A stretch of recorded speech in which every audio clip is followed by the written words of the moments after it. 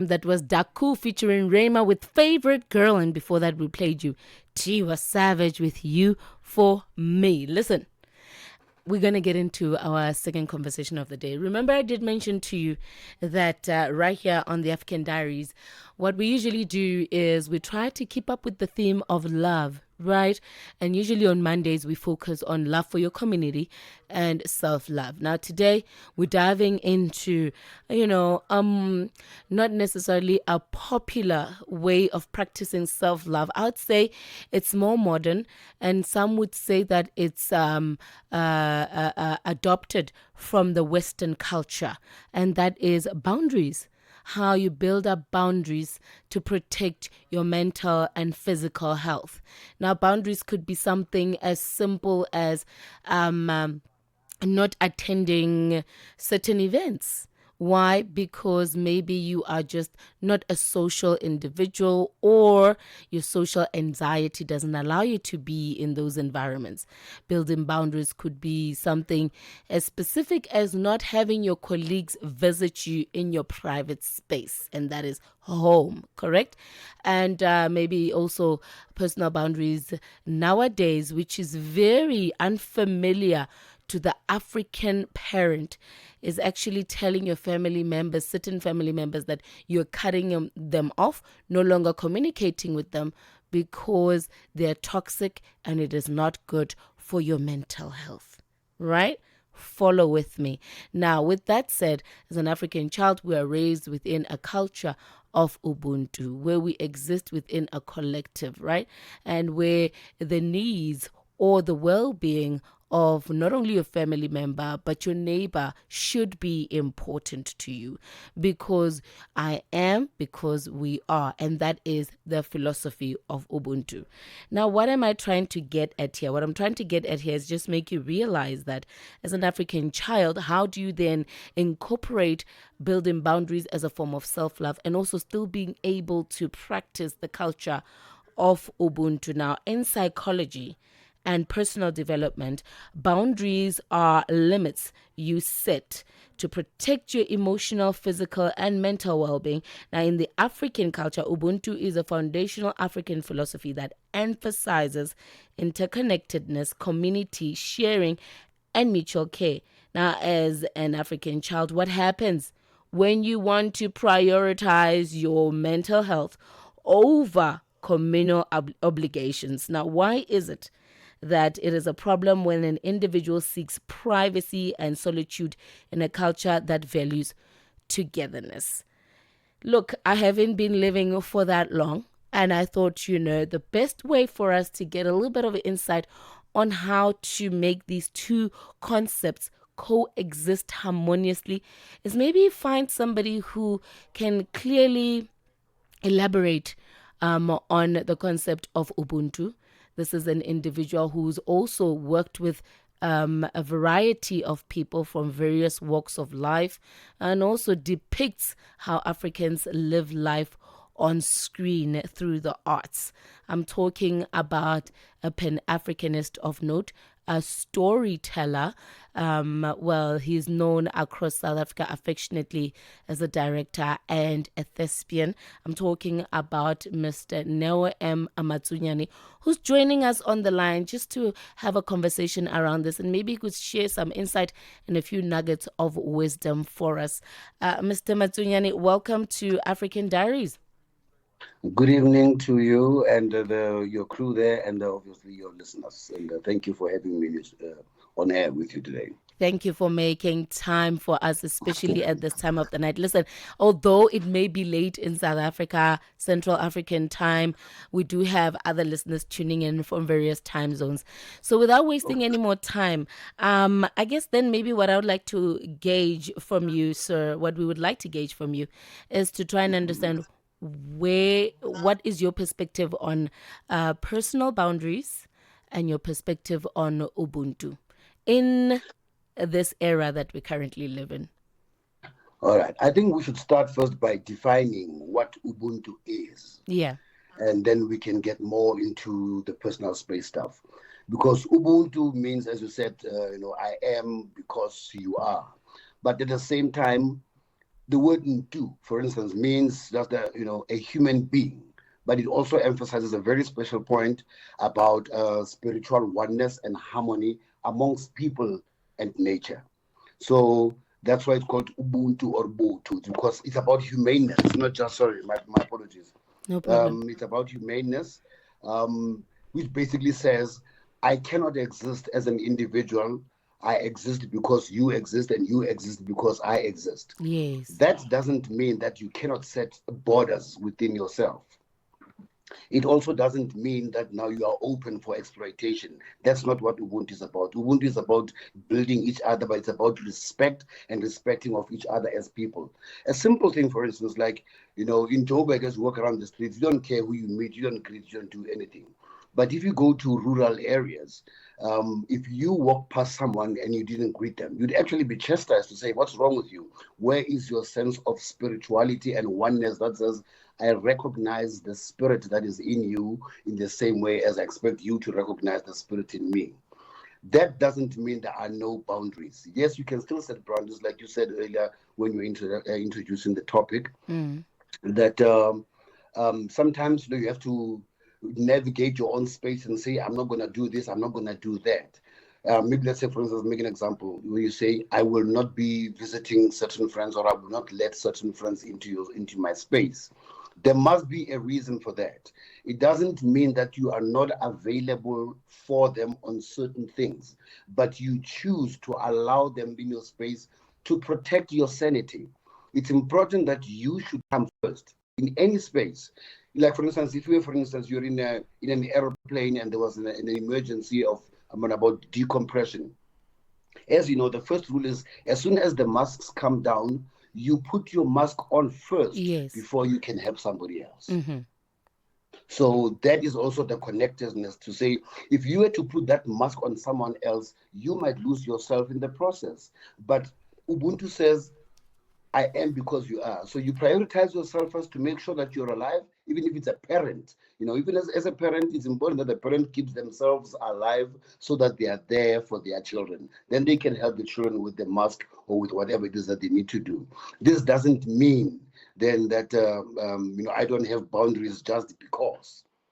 So with you as well, or with anyone, if you are going to be in my space, it is also going to be on my terms. But there are other little things in between that will unite us, that will make us get together. Sometimes you do cut off family members off forever for whatever they did, but it's because you probably also got to a line where you felt that your sanity was at stake, and then you have to go and excuse yourself out of it. Because if you don't excuse yourself out of toxic situations, you are going to end up being one of them, or you're going to lose your mind in the process, which is not something that I think anyone would like to to experience. Mm-hmm. So there is an organic and very symbiotic relationship, between Africans, which is the essence of Africanity and African humanity. Mm-hmm. To say we will be there for each other without even having to know each other. We're there for each other in very different ways. For instance, you would find that when you go to a fruit market, there's lots of people selling the same thing on the Yeah. same line. Mm-hmm. And that for me is another, it's just a simple example to say, regardless, they're in competition, but at the same time, if one of them eats, they will share something to eat together, or they will say, look after my stall, I'll come back when I'm still going to the whatever that is that they need to do. So even though they're selling the same product, there's financial competition, but the spirit of unity unites us more than it separates us. Until, of course, certain cultures invaded our space, realized what we were doing and how beautiful it was, copied it amongst themselves for themselves, and use it. And I mean, today they're even using it for themselves. But again, it was used against us because it was so beautiful. They found our flaws within, and unfortunately, that has become um, contaminated with you not knowing your neighbor today just because you live in a town. But Komagaeng, in the rural areas, I'm sure you know more than one of your neighbors because they are a better community. They still Mm-hmm. exercise the spirit of oneness where one can still go and say, may I have, can you borrow me this, can you do that? Even in the Mm. township, you still get that camaraderie amongst people to say, man, I would like to have some sugar, but I don't have sugar. Something as simple as that. But as soon as you move into the urbanized areas, you don't even know who your next neighbor, next door neighbor is. Yeah. Whether they are black, white, or any color, it doesn't matter anymore. But it doesn't mean we lose our sense of Ubuntu or our sense of Boot, which is quite a travesty to see what Ubuntu has become as opposed to what it should be standing for in modern day society. What Nowadays, has when it you, become? I think that's what I yeah, wanted to ask you. So, so in your opinion, has it been diluted or not? And what have you been seeing or observing in terms of what Ubuntu is in today's lifestyle? it has been diluted a lot. I'll make an example, for instance. The concept of having an old age home in an African sense does not exist. We don't have Very those. foreign, yeah. But now it's very far, but now we do. Because, and there's also this other concept that is labeled black tax. We don't Oh, even have an African word for black tax. we Those are don't. not cannot be our values and our systems from an African centered perspective. These are things that have infiltrated our systems and have been, I don't know, honestly, they've been imposed upon us because they did not exist. Like I said, we don't even have them in an African, you can't even translate that into any African language to say what is black tax. Because now we've been made to look as if helping each other, whether it's our parents or our brothers or our sisters or our cousins, is a financial burden on us. It Mm. cannot be. We cannot be. If I'm sitting with my brothers or my relatives and I'm able, or two or three of them are able, and one of us or a few of them are not able, we should be able to sit around the same table and say, "Hey, my brother, how you doing? How's the family? What can I help you? What's happening? What's happening?" Something this one could probably say, "Man, I couldn't pay school fees for the child for this month. I couldn't get food for this." Then we make sure that we cover up for each other in that way to say, "No, no, no, no, no, no. Let me cover your school fees for this month. Let me buy you grocery for this month," so that we do not expose ourselves to other people, or so that we do not actually make our relatives suffer while we're alive and able to help. Why should my mom go and ask for food from my neighbor while I'm there? That's not an African centered perspective. Why should it be seen as black tax when I'm helping my family or when my family is helping me? Mm. Why? What do you mean black tax? I'm not being taxed. Maybe it delays certain things in your progress to say, maybe I cannot buy myself a car because I still have to feed my family.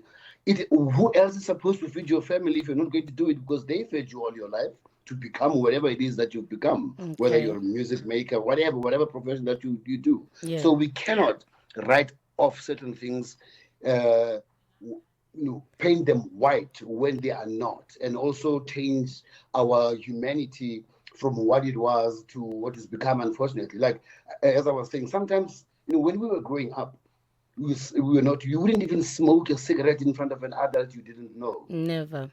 Nowadays, you go into a bus, you find school children, young ones, sitting and older people standing because, like, hey, you're not my parent. That is not an African-centered perspective. Whether when you meet anyone older, Noli, you will always say Mama so and so or Papa so and so, even if they're not your parent, Yeah. just to recognize the fact that they are older than you. But you cannot do the same thing in a Western society. In Western societies, you would never find a young boy saying, "Hey, Mama so and so." They call them off by name, and to them it is okay. But in an African-centered perspective, it is almost disrespectful to call me by name as if I'm older than you, Mm. especially with you. You know what I'm saying? So that for me is infiltration because it is not representative of who we are.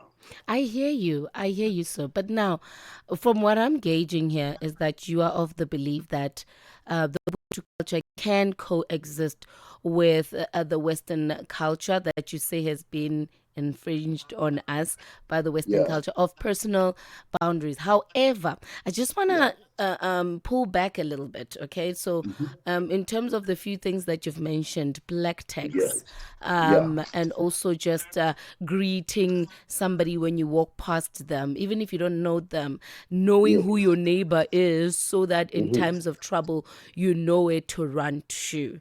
Now, hmm. where is that blurry line, or where can you actually make that line visible and identify it on how to still keep your safety Mm-hmm. because we live in a very unhealthy times with so many social ills, right? Yeah. So personal boundaries could come into play for safety reasons as well, for yourself and your family.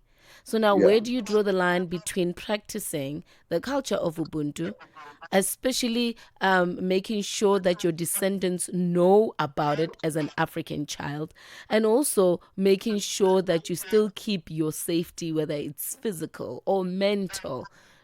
And I'm saying that because when it comes to black text, you Yeah. find certain parents really sucking their children dry. It's Yeah. like their kids have to now pay back for being fed, for being raised, and being taken to school by their parents. Yeah. Whereas if we really were to come down to the heart of the matter, it is a parent's responsibility. So where do you draw Yeah. the line between black text that's exploitive and black text that's just the norm?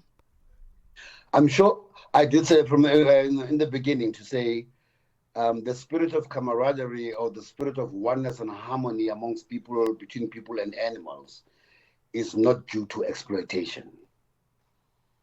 Just because I'm good to you doesn't mean you should exploit me. If someone comes to you regularly borrowing money from you and you just keep on giving and it never comes back, you need to draw a line. It doesn't matter who they are. It could be a parent, a brother, a friend, or anyone, to say, hey, listen, man, I'm sorry, I cannot afford to continue with this any longer. It doesn't mean you're refusing or you're stopping to help that person in other things. You're still maintaining the relationship. We don't have to antagonize anyone, but you just need to be firm in what you're saying to make your point, to say, especially in these difficult times, I cannot afford to give you money anymore or as much money as I used to. It doesn't mean you're not practicing Ubuntu just because you're putting boundaries around yourself to protect your, like I said, your sanity and also your finances. You can still work within that framework, but it has to be with an understanding. It's the same understanding that you need to preach and show to your children, to say, no, no, no, don't do this or do that. You teach them. You have to teach your children about certain things, to say, son, when you meet people, say hello to them. But you do it as well so that they learn from you. I went to school. I went to live in the Transkei years ago.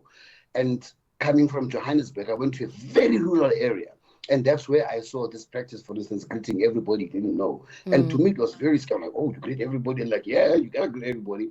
And it happened that one day someone said to me, "Why? Whose child are you if you didn't greet?"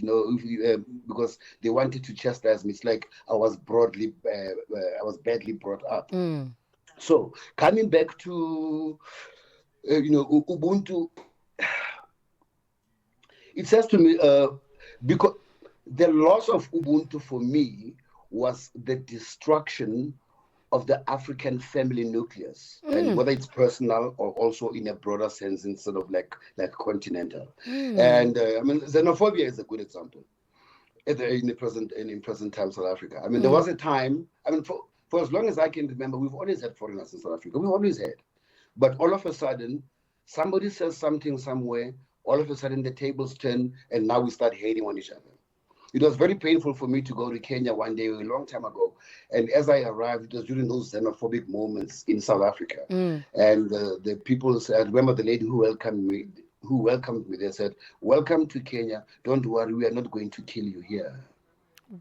That hit hard What? because I know what she meant. I couldn't say, no, no, no, it's not me, because I had to take the country's responsibility upon my shoulder to say, it's in my country where such acts are being practiced, that it's up to me to make sure that I don't carry that and I also become an exemplary into that community. But you have to put, like I say, your boundaries are always important, but you don't have to be nasty putting your boundaries around you. Ubuntu does not mean it's an open key to exploitation, or especially exploitation, but unfortunately other people do it because they've learned to exploit it and they don't care.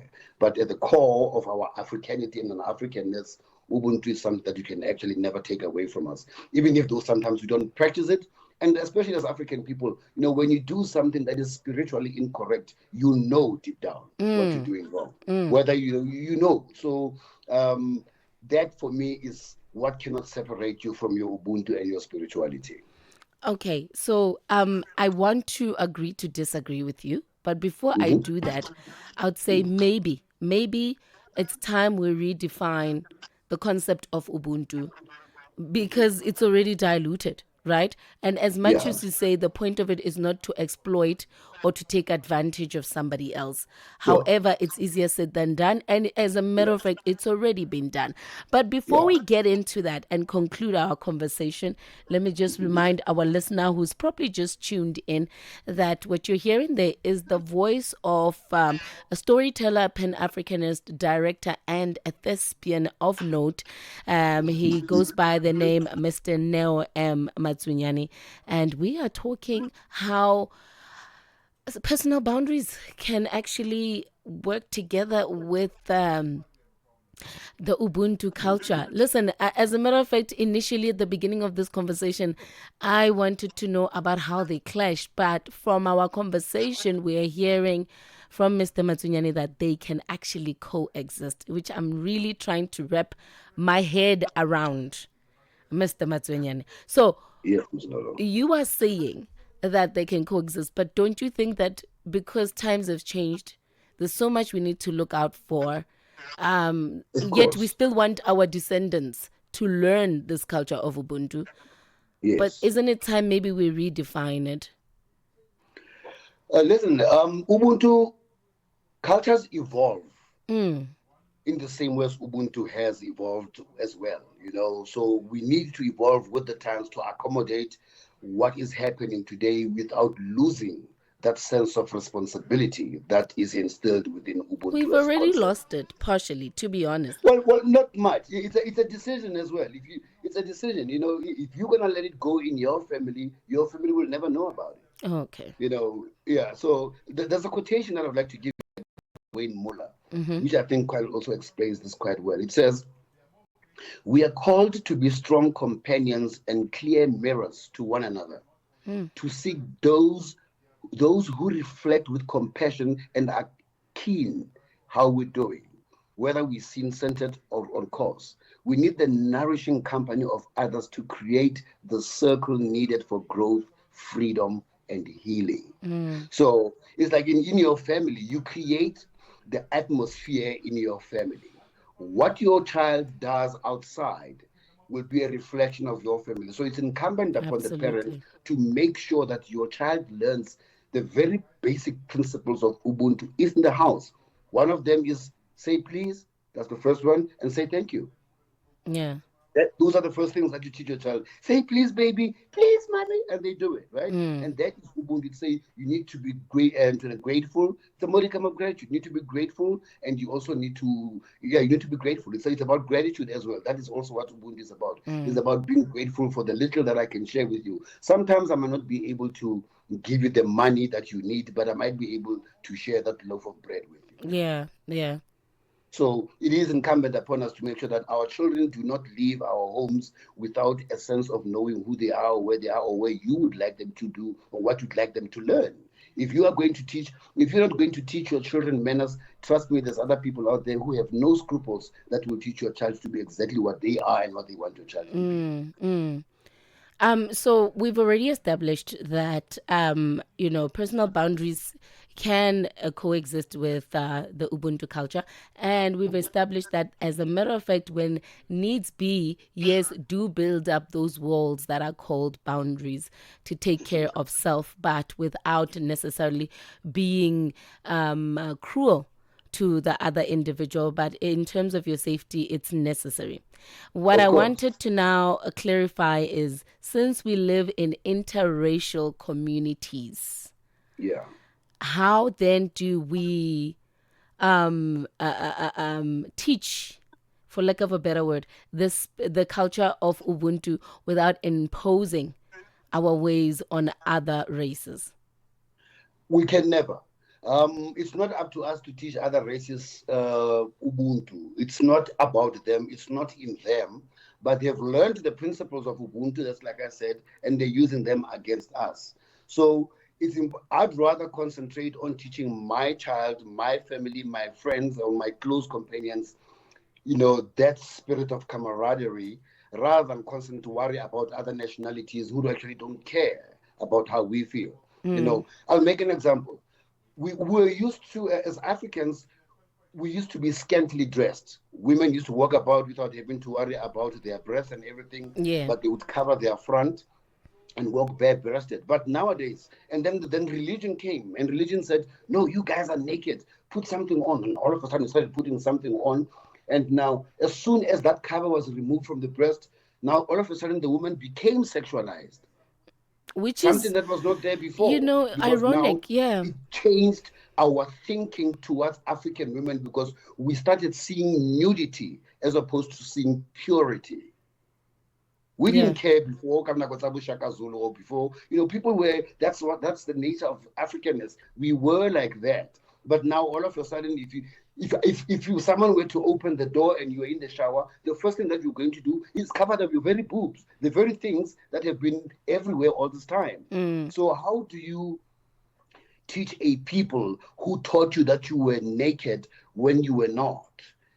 How do you teach them to see things from that eye, to say, actually, I was not naked? I mean, remember, even on Google, when they showed the reed dance in Swaziland, Mm. they blacked out the breasts of the young girls. And you're like, no, but why are you blacking them out? Those are young girls. That's in our culture. That's our tradition.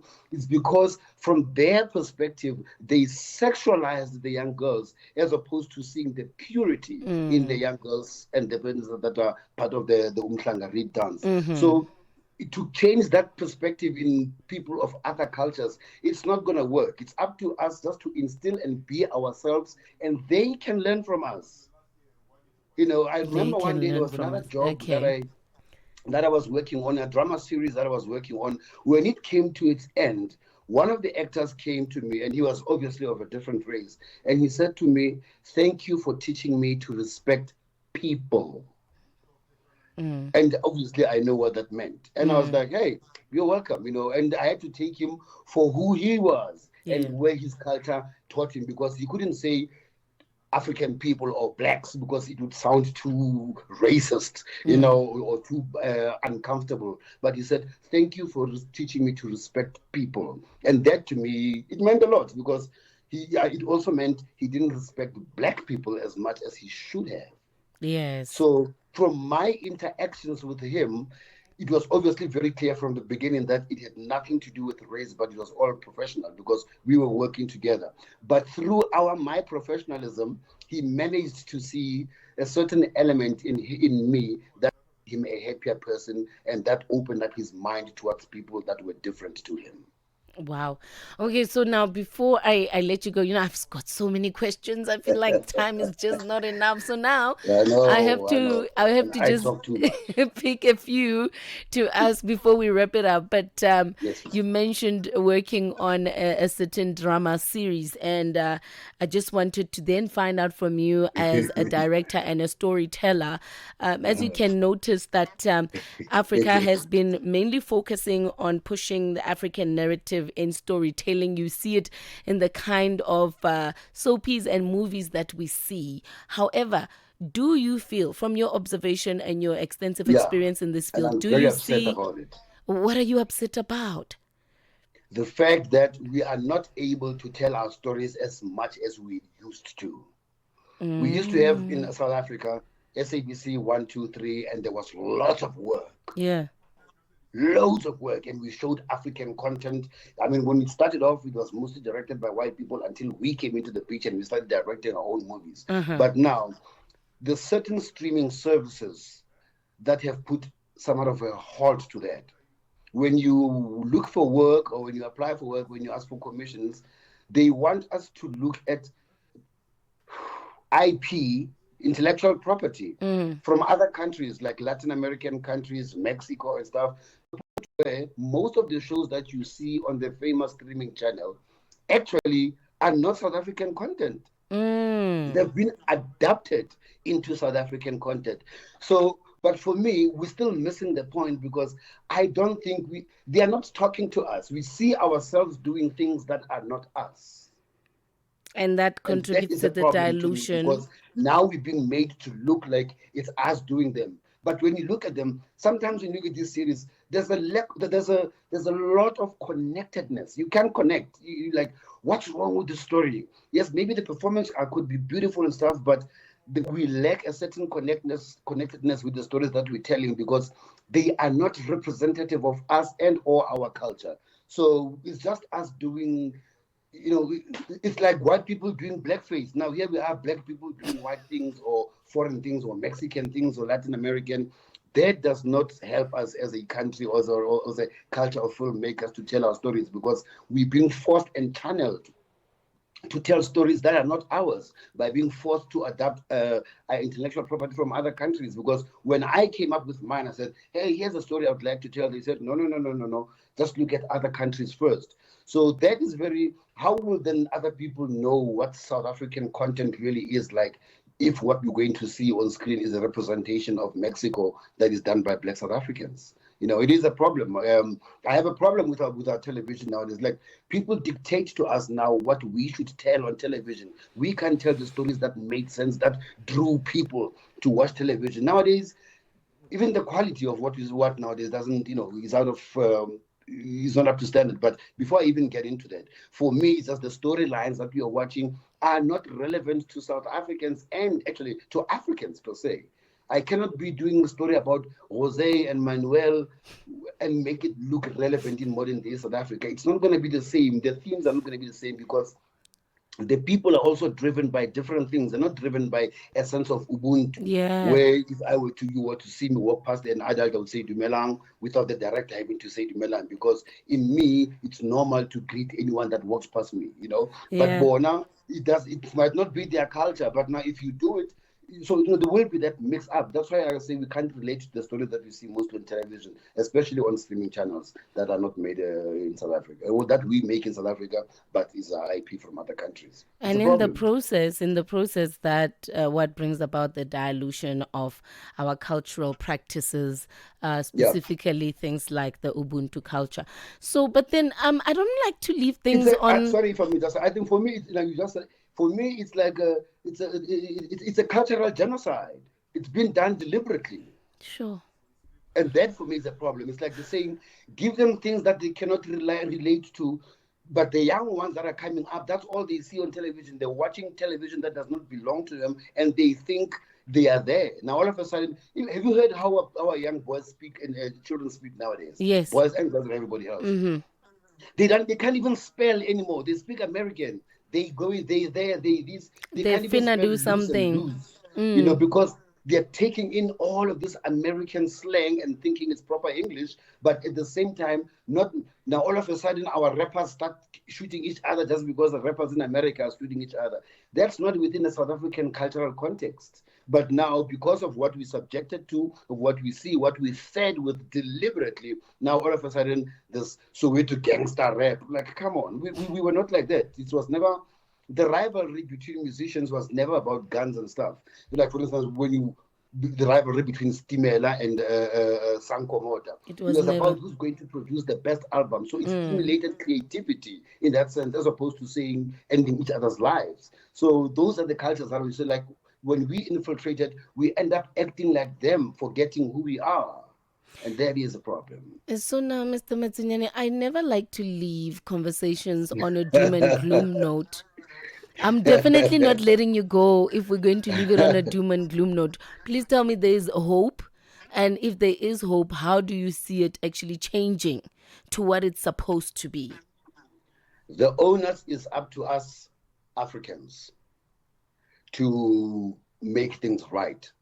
We are aware that there's been seeds of this vision that have been sown amongst us, but it's up to us. If I am not going to treat Nolo properly as a sister, whether I know her or not, then it is up to my disadvantage. Then my generation of people will lose something very valuable. If I, as an individual, I'm not going to practice what I preach or practice Ubuntu, I shouldn't also be surprised when the same thing happens to me when people don't practice it on me. Like you were saying, it's not even about safety. It's about saying camaraderie. I know who you are and you know who I am. Let's get together so that if it happens that there should be an emergency, but also even in times of when there's there's a celebration, that you can invite other people into your home to celebrate with them, to celebrate friendships and camaraderie, to bring spirits together, to bring the ancestors together. It's up to us as Africans to make sure that we teach our children what is right. It's up to us to make sure they don't watch things that are not supposed to watch, that are outside of our African context, or that are, that would be damaging to their being. There's other countries, in Africa where they still practice Africanism in a proper sense. It's unfortunate South Africa is one of those that, with given our history and our recent, you know, history of freedom, so to speak, that only now, 30 years later, 30 years is still too young, but it's also too old, because politics are the main things that have actually infiltrated our blackness and our Africanity and our Africanness, and have turned them into something else. We're faced with things like Zionism nowadays, which is another factor altogether. So Sure. it's up to us as Africans to take the baton and make sure that we don't lose it. We can Yeah. see the thing is innately, deep down, we know when we're doing wrong things. And you don't have Yes. to be African to know that. Yeah. So, but I think there's hope. It's up to us to wake up. Africa is waking up, as you can see in the diaspora. The things are changing Yeah. politically. Hopefully that will also help restore culture, because, like, for instance, in Burkina Faso, they don't do French as an official language anymore. Yes. They speak Burkinabe now, and so that's the beginning of an evolution on its own, to say, let's start using our own languages so that we don't forget what they are, what they sound like. There's other people that I've worked with out of Africa that are coming from Benin who say they don't even know how to speak their indigenous languages. It's a problem, because in language there is culture. If you know how to greet someone in their language, it means that you understand their culture and how they need to be addressed. Yes. You And know, that is the beginning of our, our evolution, I think.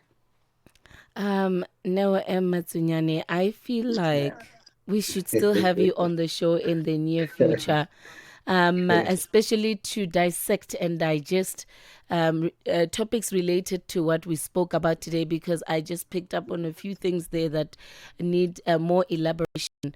But at the end of the day, it will be to our benefit, because with elaboration will come, our mental emancipation, which is Of what we course. need, correct? Oh, But yeah. thank you so much for making time. We really do appreciate you talking to us this evening. And I think we picked up a few nuggets of wisdom from there. I definitely have some take homes.